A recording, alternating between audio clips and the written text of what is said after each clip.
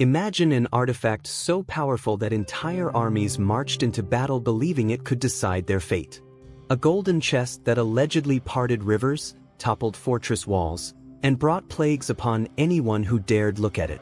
The Nazis searched for it during World War II. An Ethiopian church claims to guard it behind locked doors, watched over by a single monk who can never leave. And after 3,000 years, nobody knows where it really is. This is the Ark of the Covenant, and the rabbit hole goes deeper than you think. The story begins on Mount Sinai, when Moses spent 40 days and nights in the presence of God. During that time, he received more than just the 10 Commandments carved in stone. He received exact instructions on how to build a container for those sacred tablets. Not just any box. Something specific.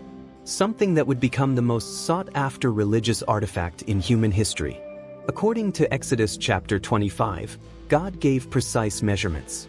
The ark had to be made from acacia wood, roughly 4 feet long, 2.5 feet wide, and 2.5 feet tall. But wood alone wasn't enough. The entire structure had to be covered in pure gold, inside and out, with a decorative gold molding around the rim.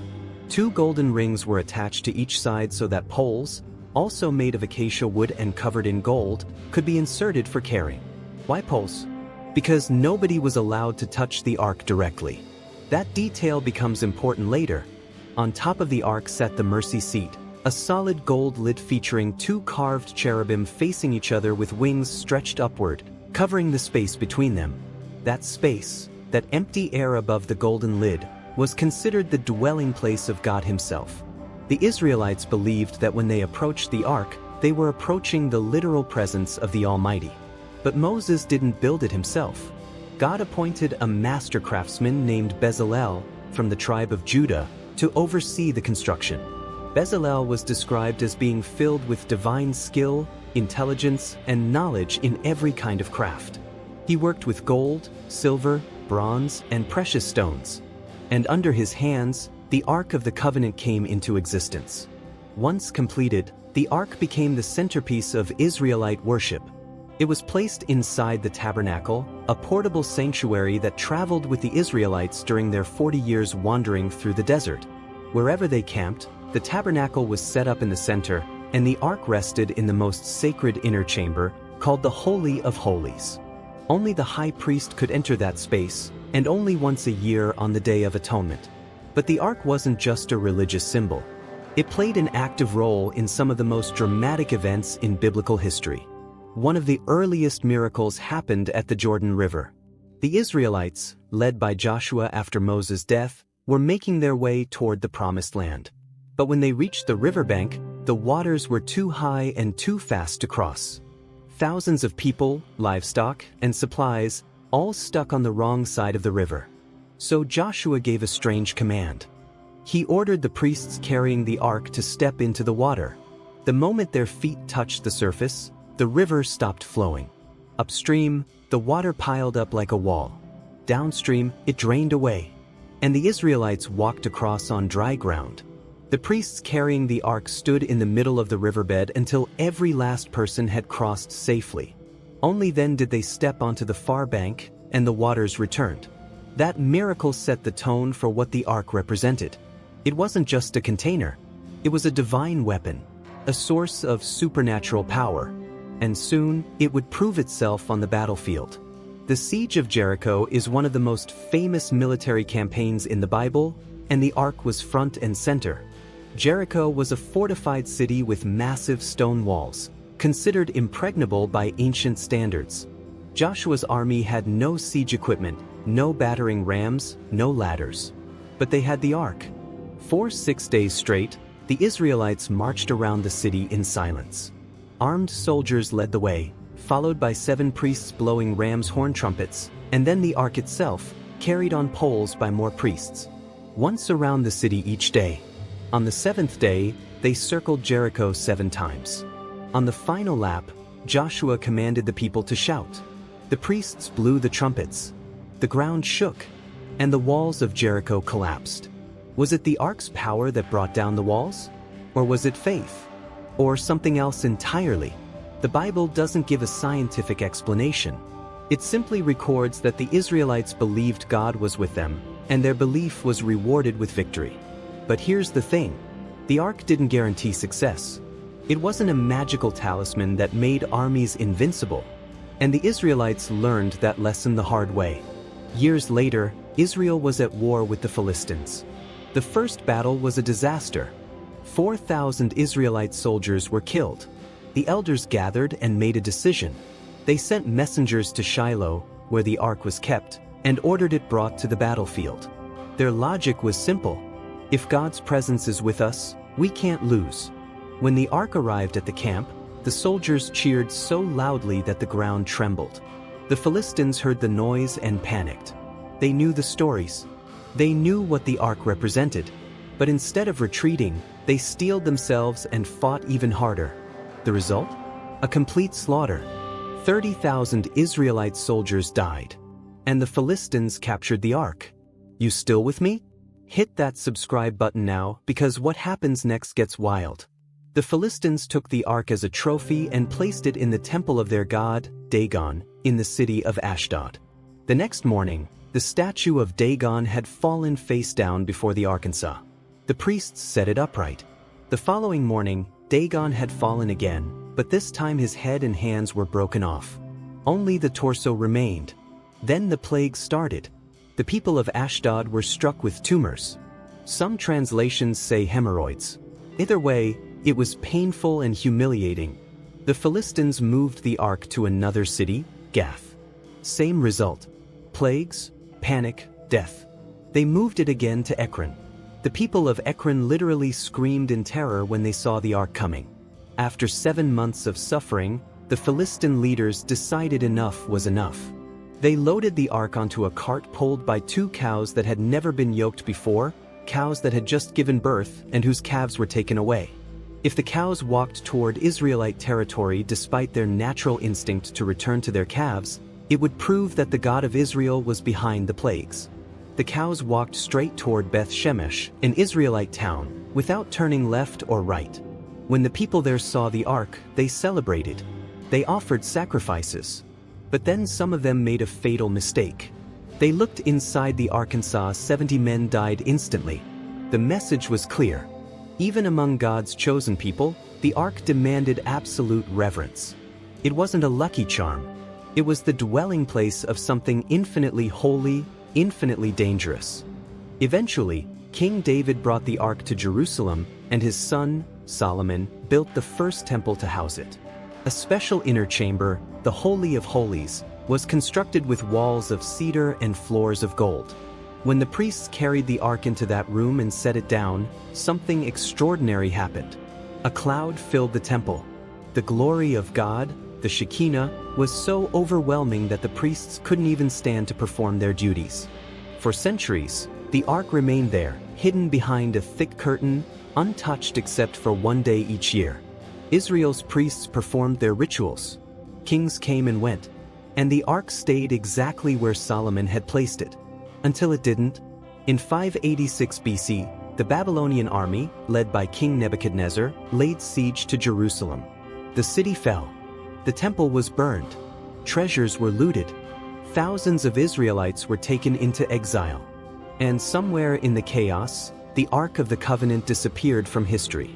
No ancient record explicitly says what happened to it. The Bible lists all the temple items the Babylonians took as plunder: gold bowls, silver vessels, bronze pillars. But the Ark? Not mentioned. Which means one of 3 things happened. The first theory, and the one most scholars accept, is that the Ark was destroyed. Think about it. The Ark was made of wood covered in gold. The Babylonians were conquering a city. They weren't art collectors. They were soldiers looking for loot. If they stripped the gold off the Ark and burned the wood, there'd be nothing left to record. No Arkansas. Just melted gold added to Babylon's treasury. That would explain the silence. If the Ark was simply gone, vaporized in the flames, there'd be nothing more to say. But there's a second theory, one that's slightly more hopeful. According to the apocryphal book of 2nd Maccabees, the prophet Jeremiah saw the Babylonian invasion coming. Days before the armies arrived, he took the Ark, the tabernacle, and the altar of incense, and carried them out of Jerusalem in secret.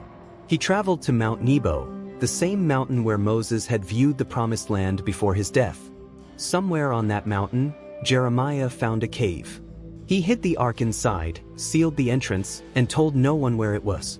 Later, some of his followers tried to mark the location so they could return. But Jeremiah rebuked them. He said the ark would remain hidden until God himself chose to reveal it, when the people of Israel were reunited and God's mercy returned. If that story is true, the ark is still out there, buried under rock and dirt, waiting for the right moment to resurface. But here's the problem. Mount Nebo is in modern-day Jordan. The site is considered sacred by Jews, Christians, and Muslims. Archaeological digs are politically sensitive, if not outright forbidden. And even if someone got permission, where would they start? The mountain is huge. Jeremiah left no map, no clues. So if the ark is there, it's going to stay there. And then there's the third theory. Actually, it's more like a collection of theories, conspiracies, and wild claims that span continents and centuries. Some people believe the ark was taken to Egypt. Others say it's hidden beneath the Temple Mount in Jerusalem. A few even claim the Knights Templar found it during the Crusades and smuggled it to Europe. But the most famous theory, the one that's held on for generations, comes from Ethiopia. Ready for the craziest part of this story? Smash that like button if this is blowing your mind. According to Ethiopian tradition, the Ark of the Covenant has been in their country for 3,000 years. Not hidden, not lost, just protected.